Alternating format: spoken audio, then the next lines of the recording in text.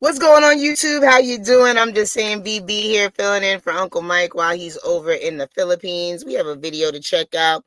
Deep dive into the 𝗟𝗓𝗓 Harris case. So let's go ahead and check this out and see what updates we can find. Answering the call. Voices of the silence echo through the night. We shine the light on truth, making wrongs right. Justice, watch, we see it clear. Overviewing the system, no need to fear. Breaking down the law, stand strong. They still playing something? Oh, okay.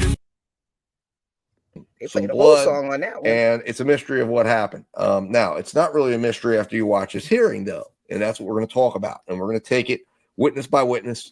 We're going to break it down, and we're going to discuss it. So that's the background here. I apologize for coming in late here. I got a couple of I've got the kids here. And so if you hear some background noises, I do apologize. It's just the nature of being a dad and trying to also do this at the same time. So with that said, that is the background. That's what happened. And I agree, Cold Lemonade. I absolutely agree. It is funny how they went to the school before the police. To me, if one of my children didn't come home, I am not sleeping on. In fact, I'm not even sleeping, right? The fact that they could sleep and they were just comfortable. And then you hear in the testimony from this past week, the aunt says, oh, this is the first time this has ever happened. But they're not concerned because I think there's more to the story. And I think there's more to what everybody knew. And I think that there's other people right now that need to be held accountable. Thank you, Court. So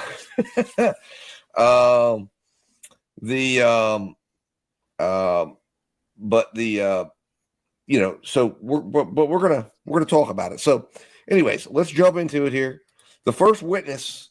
Now, when I took on this, when I started watching this case, I actually did not realize I was watching day 2. I did not realize they already had a day 1, and I didn't realize that the station I was watching was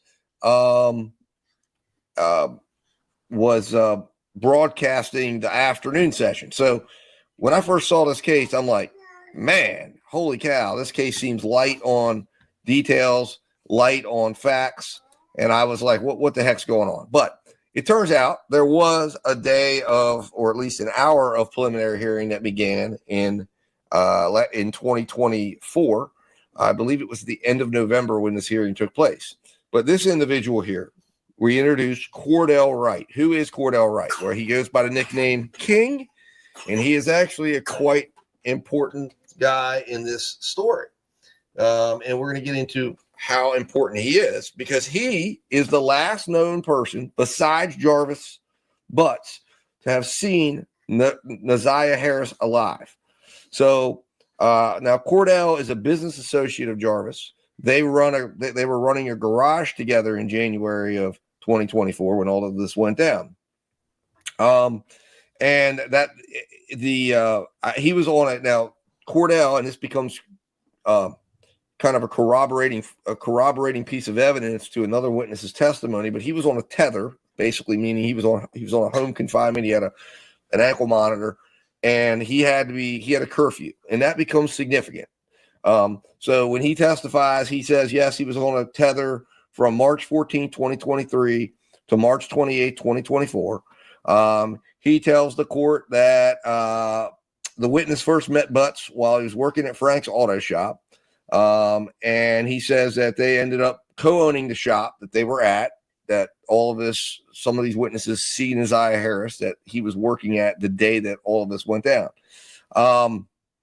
He testifies that he did observe Jarvis Butts with his kids, the sons, the daughters, the nieces at Frank's Auto Body.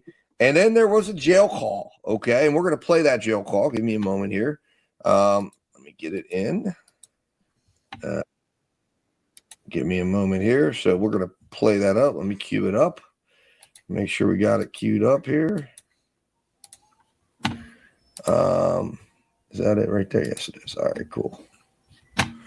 And he is record it because Jarvis, when he gets jailed, Jarvis ends up going to jail in February. This is after all this happened.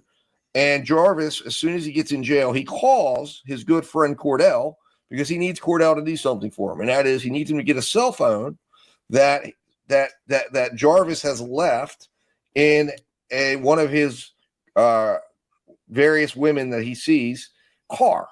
And that cell phone has all sorts of incriminating stuff on it. And he is trying to get Cordell to get this phone. And this becomes a big part of this hearing, but here's the phone call and him describing this. The day before Valentine's Day, so like February 13th. February 13th, and is that of 2024? Yes. Okay. All right, and at that time, were you presented with a jail call? Yes. Okay. And who was that jail call with? Jarvis. Okay. And who was he talking to? Me. All right. And what was the topic of that jail call? He called to ask would I receive a cell phone out of a truck for him. And were you familiar with what truck he was asking you to get it from? Yes. What truck was that? It was a Z71 Chevy Suburban. And did you know who that truck belonged to? Yeah, his baby mom or somebody he was dealing with. Okay. And do you recall listening to that jail call? Yeah, I recall. Okay.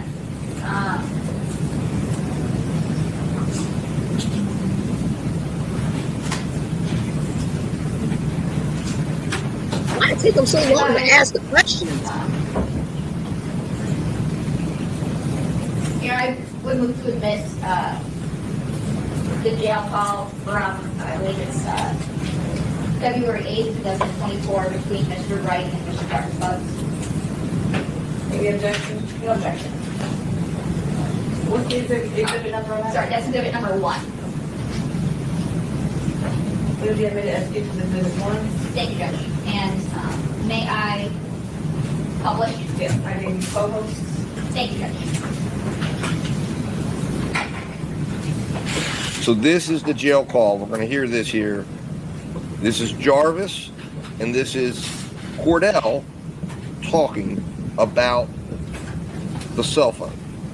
Some of these are a little hard to hear, but that's what this is going to be about here. And for the record, I am playing people's exhibit 1. That's it. This is a one-time free 3-minute call from an inmate at Wright County Jail. Your phone does not accept collect calls. This call has been provided by 𝗟𝗓𝗡𝗞𝗦 as a courtesy for friends and family. You cannot receive additional calls from this inmate until you call prepaid. We can take your credit or debit card information over the phone and connect you immediately back to your phone. This call is subject to recording and monitoring. Press 1 to accept all communications from this. Thank you for using 𝗟𝗓𝗡𝗞𝗦. My guy, what's up, man? Nah, shit, man. What's happening? Nah, shit, man. How you feeling? My bad, I missed your call. I was working like a motherfucker. I figured they said you was up there banging, said something banging. Yeah, you know it. What's up, my nigga? Who is that, Tim? What's up, boy? You know it. And shit. Man, I'm calling, man. These bitches, they put my money up on my fucking books, bro. Oh, yeah, take a minute for them to put that shit on there. Even if you walk in with it, man, they be playing it crazy.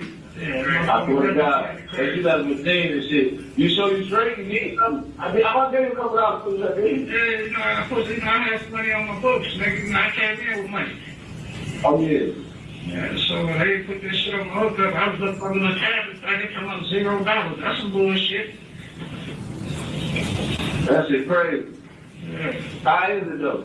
Man, that's some bullshit. I'm really gonna be quarantined on this whole shit, bro. Oh, yeah, they got you on that quarantine club for how long? 3 days? I don't know how long, nigga. Shit, I'm shit. Oh, I'm about to be the only one in this bitch on my part. You say what happened? I said, shit, I'm about to be there.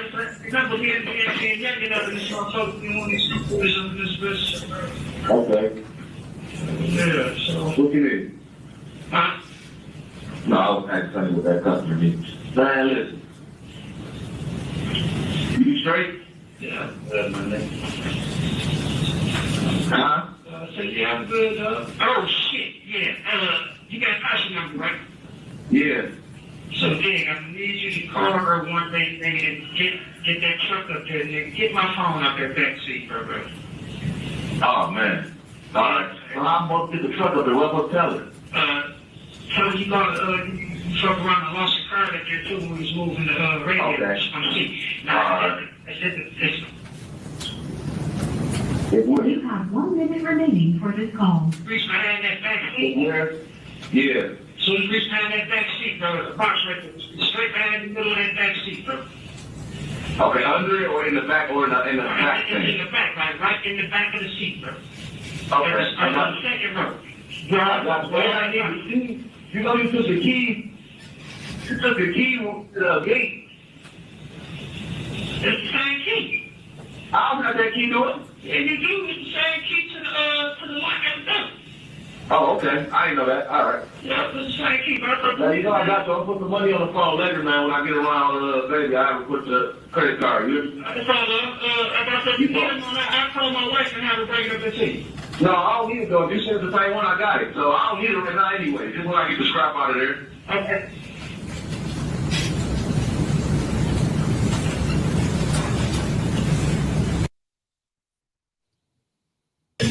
So there you have it. He actually makes this call to Cordell, and actually, yes, cold lemonade. I guess he didn't realize or he didn't care that the jail calls were being recorded, or maybe he didn't think anybody was going to be watching them. You know, the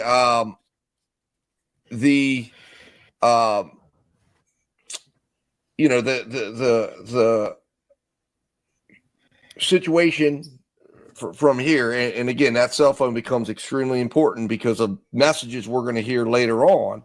So we move on to the rest of the testimony here from that day. So he tells the court that they were working on a Jaguar, a red Jaguar, this red Jaguar, and this becomes significant. So all these things that we're talking about here, and this is why they put him on first, are significant to understanding other witnesses who were eyewitnesses to seeing �ฤziah with Jarvis that day. And he says that, and let me take this off for you guys so you can see the deal here. So he says that they go and pick up this, or they work on this Jaguar. And he tells them that they're driving down the road because they had to go pick up some auto parts or from somewhere. And he says they encounter �ฤziah on the road walking. And he says, hey, Jarvis kind of flags her down and says, hey, that's my niece, and picks her up. So this is the next clip we're going to watch because this is very important. We're not going to watch these entire testimonies. By the way, you can find the entire testimonies from this hearing, everything that we're discussing. You can find it on the channel. It's linked in the description under testimonies. You can go back and watch each and every one of these individual testimonies that we're going to talk about and that we're going to get into. Also, what you may have seen, new edition for 2025, all channel members will be getting as we're covering trials. If it's a featured trial, and we're going to try to do it on. And we are going to skip around as well because, like I said, this is 2 hours. So I want to kind of this is a deep dive. And of course, anyone can go back and take a look at this when you want to, but we're just trying to get a little bit more information about what's going on with �ฤziah. If they have an outcome for their case, let's get to that and some of the key points of the case. So we already see that there was a phone that he called and sent somebody to go get, dumb. But, you know, most people who are criminals are not the brightest in the world, but you know, okay. Thing. But essentially what goes on next is he talks about, as you heard, They go back to the shop. They finish repairing things. They part of the search team, and she talks about the finding the clothing and shoes in the woods. And what she basically says, she doesn't really do any testing of this. She just comes in. She talks about collecting them. Now, it's established by the defense that obviously there were other people that found them. It wasn't her. So she can only talk about what she did to secure these items. But these items are very important because blood and DNA is later found on these, including the defendant's DNA is found on these later on. But we'll get to that. So they come in. She talks about that. She establishes these items were found. The sweatshirt, the shoes, the jacket, all these items that are found in the woods. And these are found in, I believe it was March. Do we have a date in here? It'll be in another section, but it was found because there's an agent that actually did the finding, and he talks about finding them and then securing them until this lady arrives. But it was March 14th of 2024 when these were found because they were doing a search party by the Rouge River, and they find these things in the river.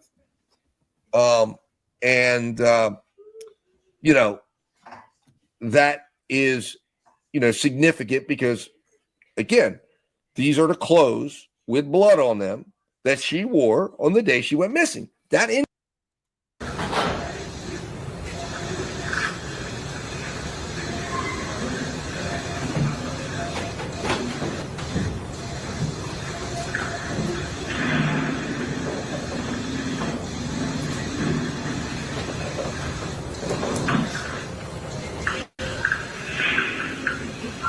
Hello? Hello? Hello?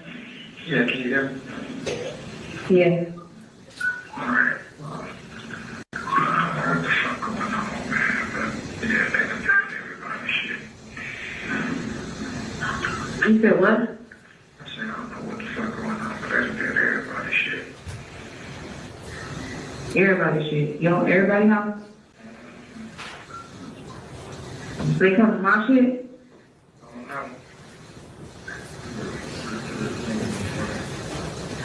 I don't even think they know of me. But I need you to,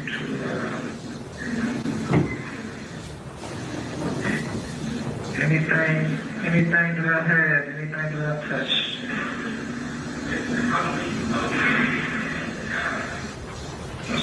That's for yourself, man. Anything about me, man. That's for your goddamn self. You feel me? Yeah. Huh? Serious. Yeah, so just go to my house. Go on. Yeah. Go to my house, man. Fine.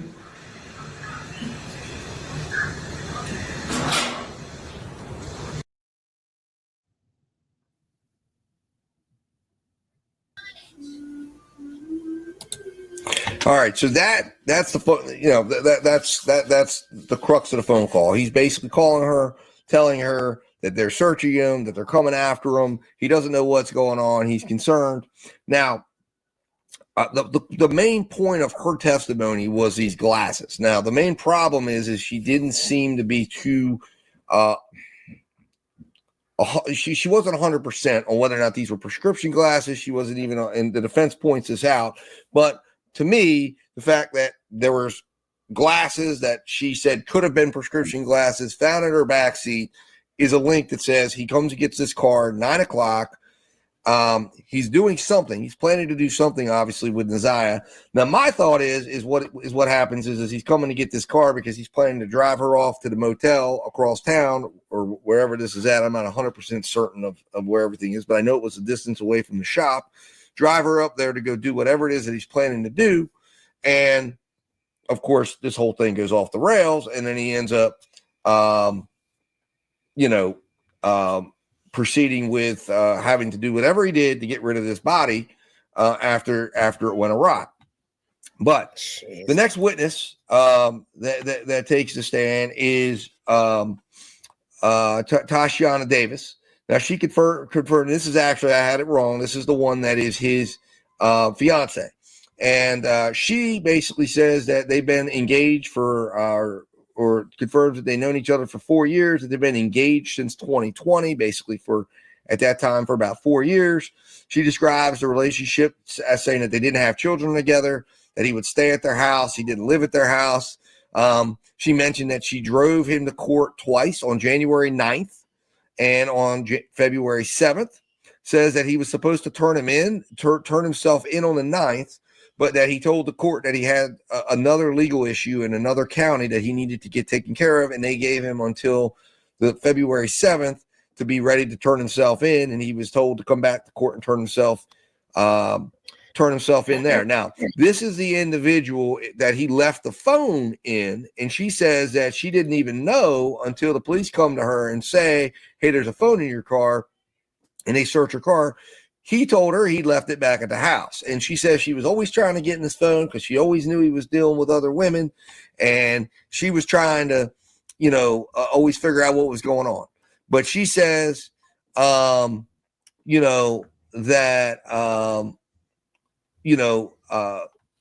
this was something that, that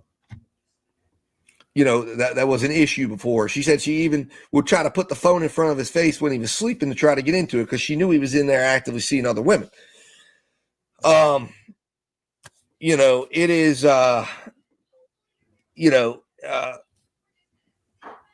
like I said, disturbing to me that this woman, knowing who he was, had to have had an idea that he'd been in prison before, that she was associating with him. But this is who, this is who at least he identified as his fiance, and they had been together for 4 years. And she drove him to the jail, or drove him to court, where he turned himself in. And of course, he's never been free since that day on February 7th. Now, she was in the hospital when the police come and they tell her they have a warrant for her car. They go out, they search her car. Okay. All right, give just a second, buddy. They tell her that they have a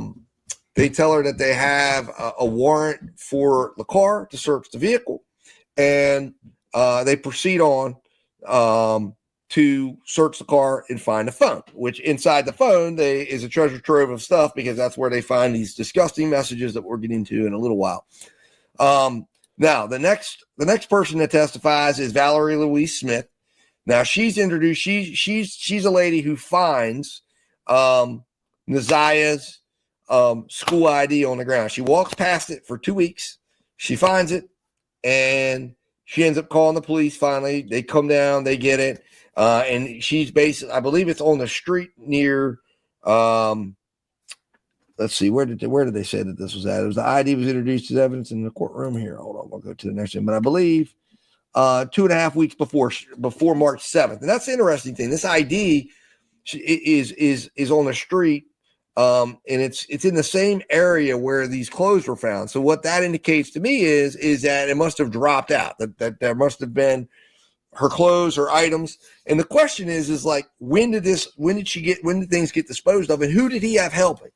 Because if that ID gets dropped in March, this guy's in jail on February 7th. So this is a strong evidence that he had helpers, because how in the world did this get dropped? And she said she noticed it for about 2.5 weeks, but it was well after the time that he would have been in jail. So that's a big deal to me, at least, looking at saying, is there other people that need to be investigated and looked at? So after she testifies, we have this individual here. He's Agent Wyatt Barnes, and he actually is the one who found the Nike shoes, the clothes, and the items that eventually are DNA tested and are found to have blood, and some of the items are found to have Jarvis's DNA on them. So they go over, they show where these things were found. They were found, and he says they were found on the riverbank, or they were searching the riverbank, and it was then when they found this. He said there was a onesie found apparently, and he confirms that that there was no significant aging or anything like this, like it had been something that would have been probably within the last month or two that it had been out there, or maybe even dropped. I mean, this is significant to me, because if this stuff you know, he kind of made it sound like if something happened to her on January 9th, that whenever they were disposing of this stuff, it was happening recently. And this is in March. So I have a real concern there, because that's telling me that somebody else knows something here, that there's someone else that helped him, who was working with him, who was helping him with this. And we don't know what happened here. We don't know if what happened on the 9th. We don't know if he turns her over to somebody and then they take her, they get rid of her. We don't. My thought is maybe the grandma and the aunt were more involved in this, and they were disposing of things, or there's other people that we don't even know about. But to me, this is evidence again that there was somebody else involved in this, because this guy goes to jail and these things start showing up, and then they say, oh, but there isn't evidence that these things were sitting out there for 2 or 3 months, and yet this guy is in jail on the 7th of February. So if these things look like they were out there fairly recently, within like a 2-week span, he couldn't have been the one to put them out there. And that's going to be a problem when this stuff goes to court, to trial, because these are the things that.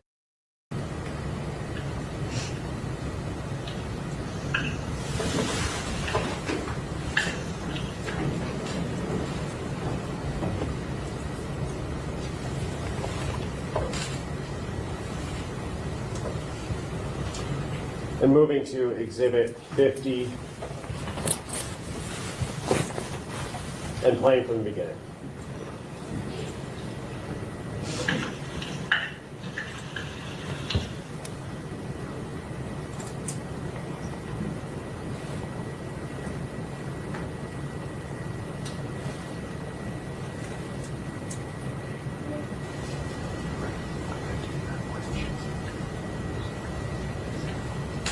And moving now to Exhibit 51.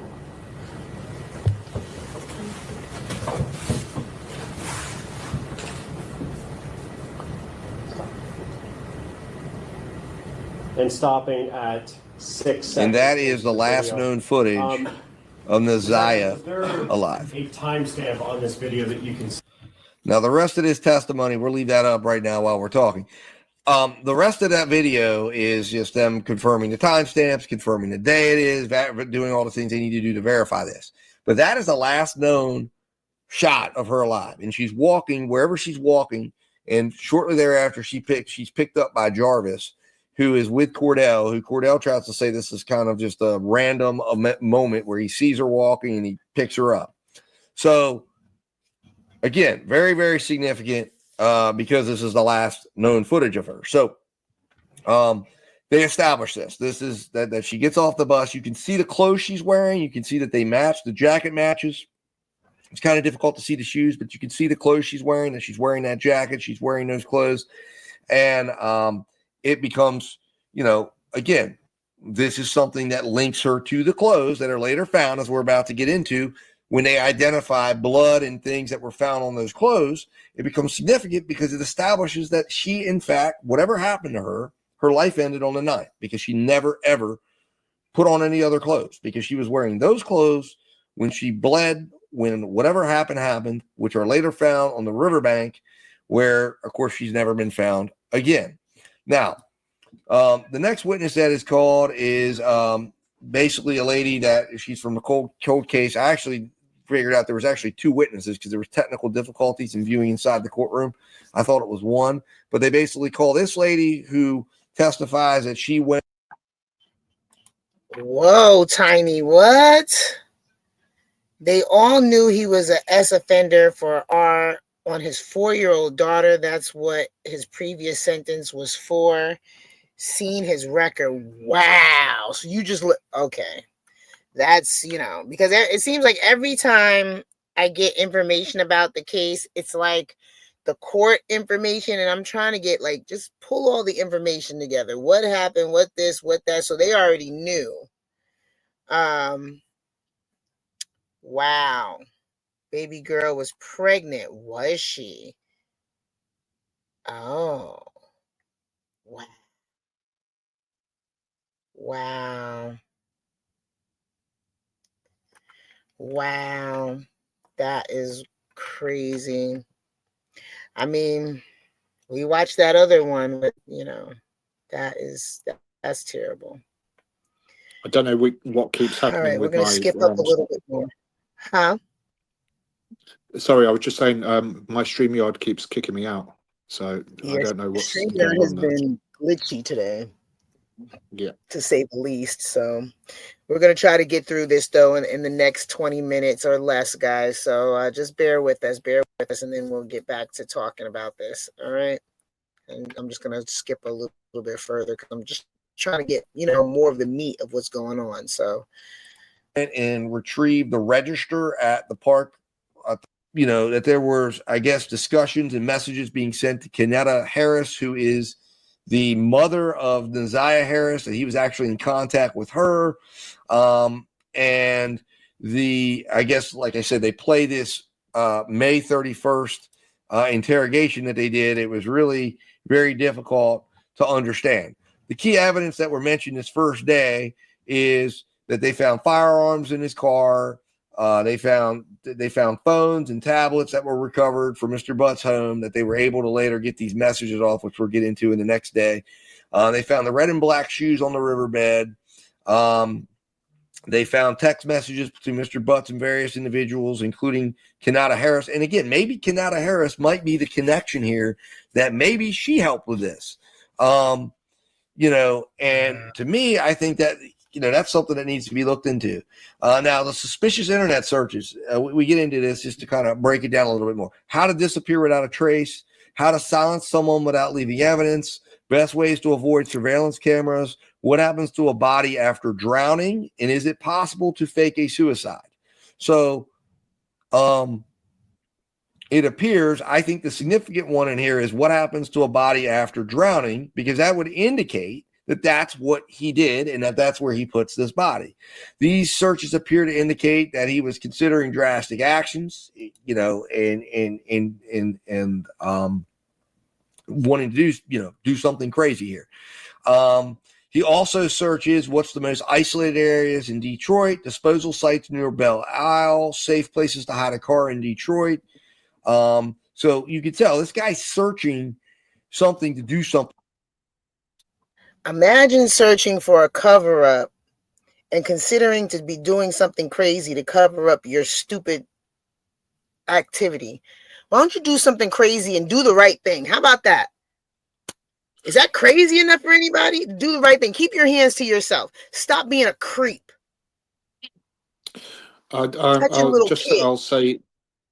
just say a few words, right? If nobody's seen it and they've got Netflix, just watch a program called 900 Days Without Annabelle.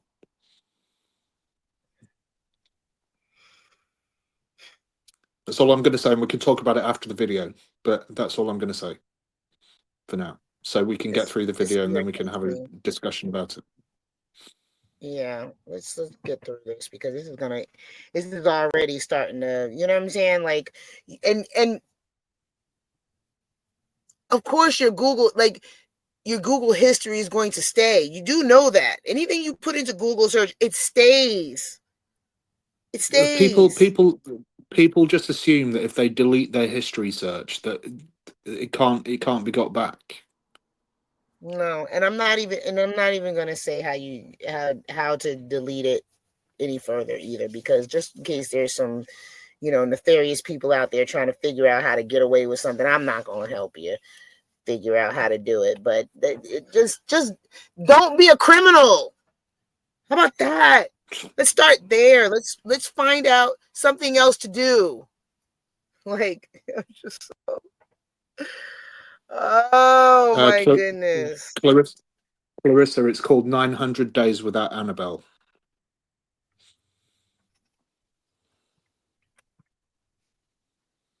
To this girl. And these are all searches leading up to January. So this also brings into doubt, possibly, maybe he actually just told her that he was going to be trying to help get rid of the baby and planned to just get rid of her and the baby and thought that's the best way to do this. Now, there were text message exchanges said, where he was trying to pressure 𝗟𝗓𝗓 into revealing something that says, if you tell anyone, you'll regret it. No one will believe you if you try to make this public. He also was texting your friends, asking about a pregnancy. Do you know where she's at? There were text messages on the day that said it's done, no going back now. That he sent a cryptic text message to her. That basically that they gotta whatever they're planning to do, and we know they were meeting up. So it's what's the best way to clean a car if someone was in it? Do you know anything about handling police questions? These are searches he's searching after the fact. His email account, there was a communication with an anonymous email service and encrypted messaging platforms which he used. And one of the disturbing messages was an email sent to 𝗟𝗓𝗓 claiming that he was doing this for her own good and that she needed to disappear before it's too late. This was sent around the same time that she went missing. So in my opinion, to me, it seems like that he might have been trying to lay the tracks here, that after something happened to her, he's sending her emails and he's trying to make it seem like she ran off or she disappeared after this thing happens. I'll be with you in just a second. No, you're taking. We know. So let's turn this on right here and let's let this judge take it away. You've been sitting over there for 4 days with your head down, sitting between and behind your attorney with your mask on and taking vigorous notes. I want you to pay attention and listen to everything I have to say. I have been trying to figure out for the last 5 days, you. At one point, I thought you were cognitively impaired in the beginning of this exam. And then maybe you had the brain of a 10-year-old, and that's why you were doing such things. But as I heard more and more testimony, you're just the true definition of a pedophile. Watching you laugh and brag about all the women you have with different women and the children and the girlfriends, and making babies to groom them, and having them in your presence, and cleaning up your shop, and the little girls around you, has landed you here today. You groomed 𝗟𝗓𝗓. You played mind games with her. We all heard that. You controlled her emotionally. She was exposed to so much at such a young age. The text messages between you two were disgusting to hear. And to think that she had you saved in her phone as bae for life. 𝗟𝗓𝗓 deserves so much more. And while I mentioned other people that failed her, Jarvis Butts, you were the monster in this whole picture. Get him. She did deserve love from her parents and everyone who was in her life. She was ignored, she was neglected, and you took complete advantage of that. She wanted someone to love her, and she will never know what that feels like. Your children deserve more.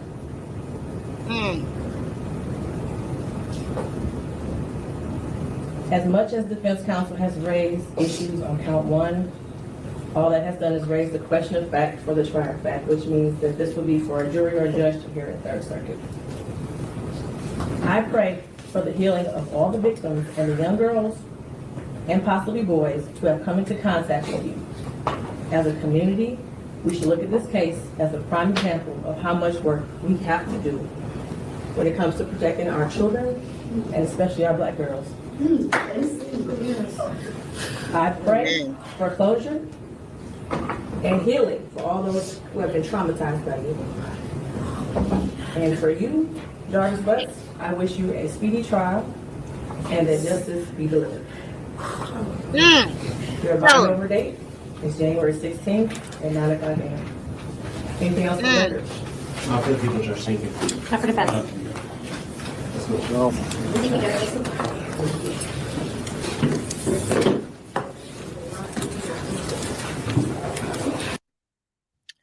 I think we heard what we needed to hear, right? I think we heard what we needed to hear. Yeah, we don't need to go all the way This through. dude here, Was he crying? I thought I heard somebody sniffling. I said, I know this fool ain't crying because let me tell you. Remember we was watching that people was jumping up and attacking the people. I'd have smacked the holy fire out of him. I don't want to hear that. I don't want to hear that. Don't be crying now. Don't be crying now if you done did all this heinous activity that you want to be up here crying. Oh, absolutely not. Oh, absolutely not. No. But you know what? We're gonna go ahead and end it here because I think this is the most important part, is what the judge was saying. And yeah, she was trying to figure out, did you think you was 10?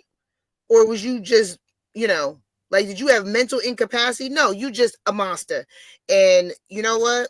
I hope he gets what's coming to him. Don't cry now, honey. Don't cry now. You lucky that you going into somebody's jail instead of back onto the street so somebody else, you know what? This YouTube, I can't even say that. You know what, guys? We're going to get out of here. Y'all take it light, take it slow. Tell them Uncle Mike and I'm just saying VB told you so. Bye, guys.